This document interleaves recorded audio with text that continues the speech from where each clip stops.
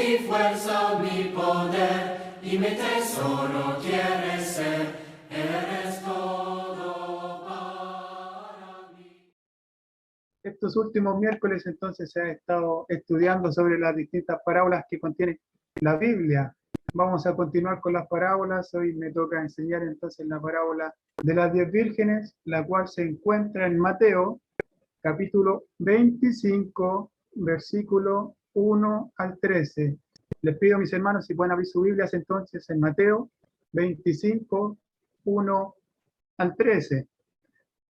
La parábola de las 10 vírgenes entonces está de la mano con la parábola de los talentos que nuestro hermano Masaru compartió hace ya 2 semanas, así que hay muchas cosas en común entre ambas parábolas. Capítulo 24 y capítulo 25 de Mateo van a hablar 2 temas principalmente. Primero se va a hablar del fin de los tiempos, del fin del mundo, y luego también se va a hablar de la segunda venida de nuestro Señor Jesucristo. Todo esto se va a gestar en el verso 1 del capítulo 24. Jesús, saliendo del templo, entonces es abordado por sus discípulos. Sus discípulos se le acercan para mostrarle el templo. De seguro ellos estaban maravillados con esta edificación y ellos se la muestran. Pero Jesús, como siempre, tiene una respuesta particular y distinta. Les dice que lo que ellos estaban viendo iba a ser destruido, que no iba a quedar nada de esa edificación, ni siquiera una piedra iba a quedar sobre esa piedra. Eso que estaban viendo entonces iba a ser todo arrasado en algún momento. Lo más probable es que estas palabras de nuestro Señor Jesucristo llevaron a dar vuelta en la cabeza de sus discípulos, porque luego nuevamente se acercan a nuestro Señor Jesucristo. Miren, verso 3 del capítulo 24 de aquí de Mateo. Dice, y estando él sentado, hablando de nuestro Señor Jesucristo, en el monte de los olivos, los discípulos se le acercaron aparte diciendo, dinos, ¿cuándo serán estas cosas y qué señales habrá de tu venida y del fin del siglo? Entonces ellos estaban con esta inquietud, querían saber entonces cómo iba a ser el final del tiempo, el final del mundo, y también querían saber qué señales iba a haber sobre esto, cuándo iba a ser el retorno de nuestro Señor Jesucristo y también qué señales íbamos a ver nosotros de este nuevo retorno. Así que nuestro Señor Jesucristo va a responder a estas inquietudes de los discípulos. Del verso 4 en adelante entonces nos empieza a explicar cómo va a ser el final de los tiempos, qué señales va a haber. Entonces nuestro Señor Jesús va a empezar a hablar de tribulaciones, de guerras, desastres naturales, se nombran terremotos, cómo se van a levantar falsos profetas, falsos maestros. Entonces nos va a hablar de caos, de ciertas situaciones, de conflictos que van a predecirnos entonces que está llegando el fin de los tiempos. Luego de esto, nuestro Señor Jesucristo nos va a hablar de su segunda venida. ¿Y cómo lo va a hacer Él? Mediante parábolas. Mediante parábolas entonces Él nos va a explicar cómo va a ser su segunda venida y cuándo va a ser.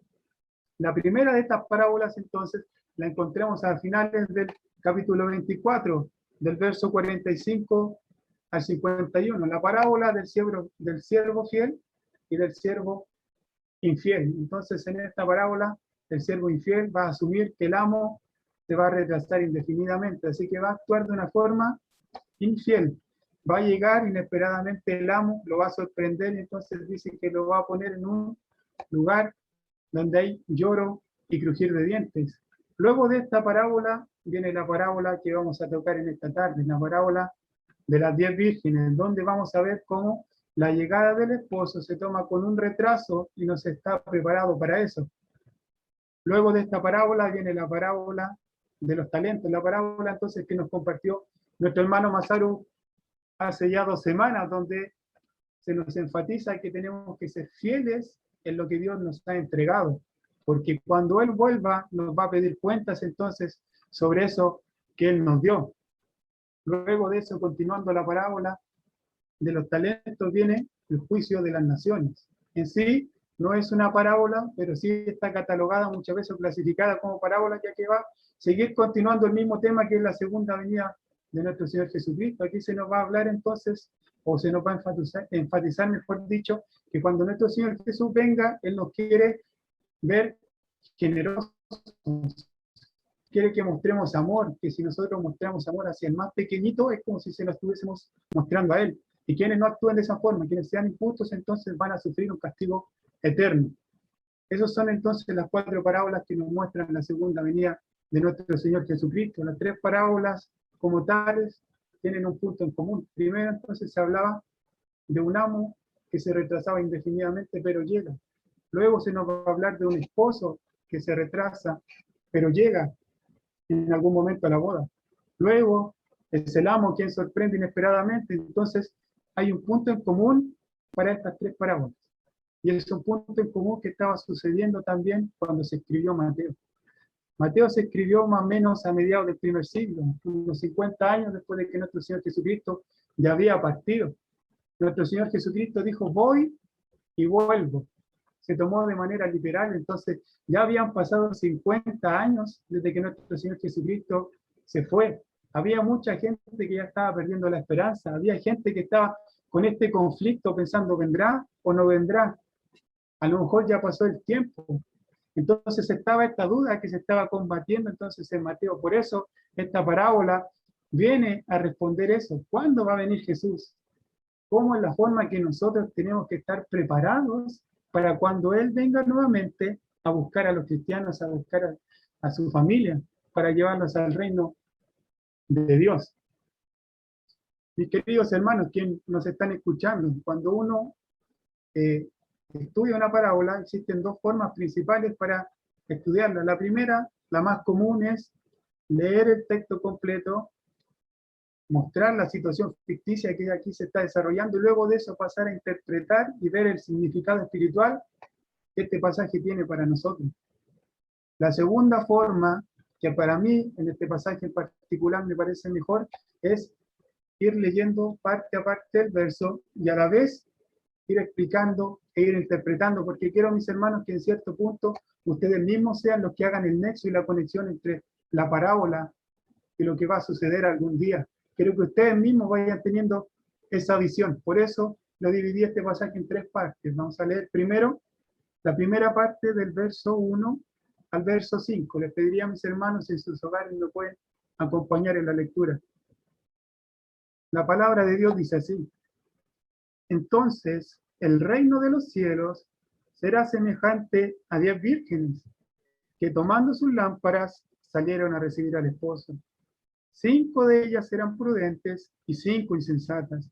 Las insensatas, tomando sus lámparas, no tomaron consigo aceite, mas las prudentes tomaron aceite en sus vasijas, juntamente con sus lámparas. Y tardándose el esposo, cabecearon todas y se durmieron. Verso 1 dice, entonces el reino de los cielos será semejante.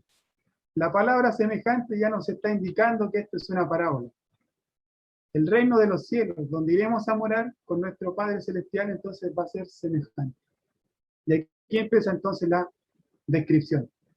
Mis queridos hermanos, cuando se escribió Mateo, eran tiempos muy duros, tiempos muy difíciles, donde uno no tenía tiempo para esparcimiento, tiempo para placeres, tiempo para darse un gusto o relajarse. La vida era bien dura. Por ponerles un ejemplo, las mujeres se preocupaban del hogar, se preocupaban de los hijos y era difícil, era duro. El único momento, entre comillas, que tenían ellas de esparcimiento era ir al pozo a buscar agua. Y digo que entre comillas era un momento de relajo porque la tarea tampoco era sencilla, ya que tenían que tomar grandes vasijas, ir hasta el pozo y luego cargarlas de vuelta. Pero estando ellas en el pozo, podían olvidarse un poquito de sus tareas, podían conversar con otras mujeres, podían relajarse, pasían. De hecho, hay situaciones en la Biblia que se dieron mientras las mujeres estaban yendo al pozo. Entonces eran pocas las instancias que tenían para distenderse, para relajarse un poco. Así que las situaciones que había para celebrar, en ese tiempo se celebraban a concha. Podían durar días las festividades, grandes banquetes, bailes, había música, entonces era un momento de alegría, de regocijo para todos ellos. Se podía celebrar un nacimiento, podía celebrarse el paso de la niñez a la adultez, hasta los funerales podían ser un motivo de celebración. Dentro de estos motivos que había para celebrar, puede que uno de los más importantes, si no el más importante, para quien lo celebraba y para quienes compartían con las personas era la boda. La boda entonces era un momento donde también se celebraba durante muchos días. Y esta es la situación que se nos va a mostrar en esta parábola. La parábola de las 10 vírgenes nos va a mostrar una clásica boda de esos tiempos, una boda judía. Las bodas en ese tiempo no eran exactamente como las tenemos nosotros. Había ciertas peculiaridades, ciertas costumbres que tenían ellos durante la boda. Primero se llevaba a cabo un contrato entre la familia del novio y de la novia, no un contrato escrito y firmado como lo tenemos ahora, pero sí había un compromiso nupcial. Luego de esto, del compromiso hecho entre las familias, pasaba alrededor de un año para que se celebrase la boda. Durante ese año, tanto la novia como el novio y los familiares se preparaban para celebrar esta boda. La boda se llevaba a cabo clásicamente en la casa de los padres del novio. Si es que ellos tuviesen preparada su casa antes de casarse, se podían celebrarlo en ese lugar. O si por cualquier circunstancia pasada también podía ser celebrada en la casa de la novia. Pero clásicamente iba a ser en la casa de los padres del novio. El novio era quien tenía la labor de ir hacia la novia. Él la iba a ir a buscar, después a las distintas casas para llevarla al lugar donde se iba a celebrar la boda, o si estaba en el lugar donde se iba a celebrar la boda, llegaba hacia ese lugar, distinto a lo que se realiza el día de hoy, donde es la novia quien llega a la iglesia, quien llega donde está el novio. Aquí era totalmente distinto, era al revés, era el novio el que tenía que llegar. Las bodas se iban a celebrar durante la noche. Durante la noche se celebraban todas las bodas. Y aquí, mis hermanos, hay una cosa especial que tenían las bodas, y que yo creo que este es el motivo por el que nuestro Señor Jesucristo decidió ocupar este ejemplo como parábola. El novio entonces iba a llegar hacia donde estaba la novia, pero no tenía un horario exacto de llegada. Se sabía que era durante la noche, pero no la hora exacta. ¿Y por qué sucedía esto?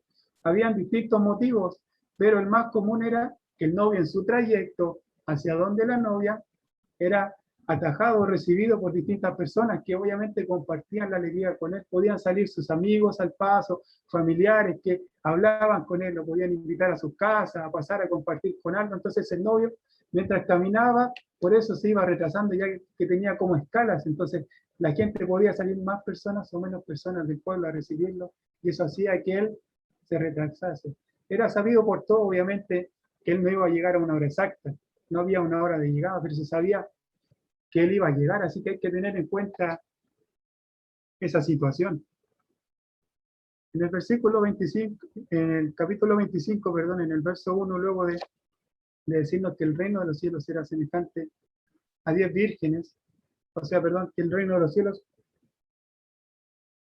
será semejante a, se nos presentan entonces, ¿a qué será semejante? Dice que será semejante a 10 vírgenes, que tomando sus lámparas entonces salieron a recibir al esposo. 5 de ellas eran prudentes y 5 de ellas eran insensatas. Se lo nombra entonces 10 vírgenes.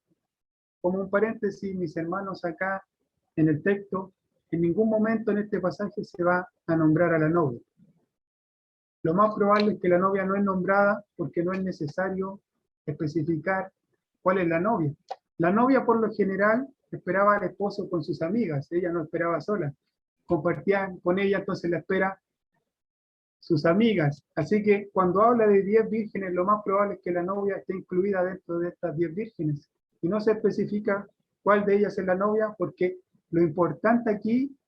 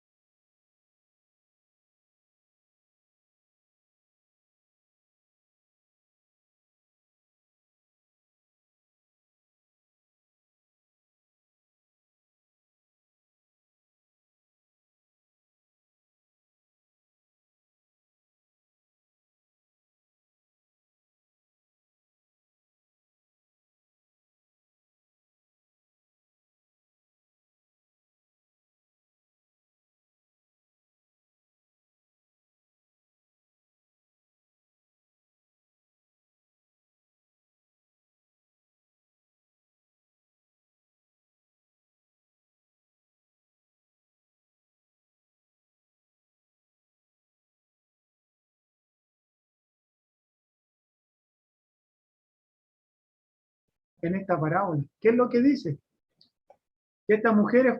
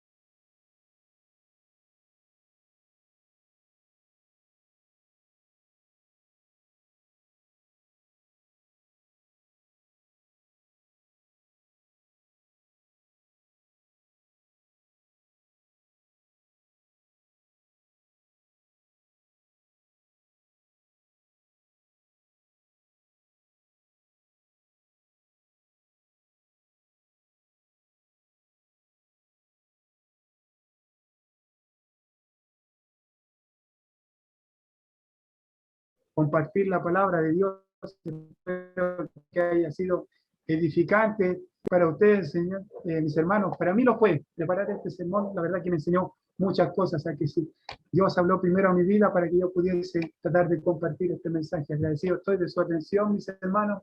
Que Dios les bendiga grandemente a cada uno de ustedes. Busca primero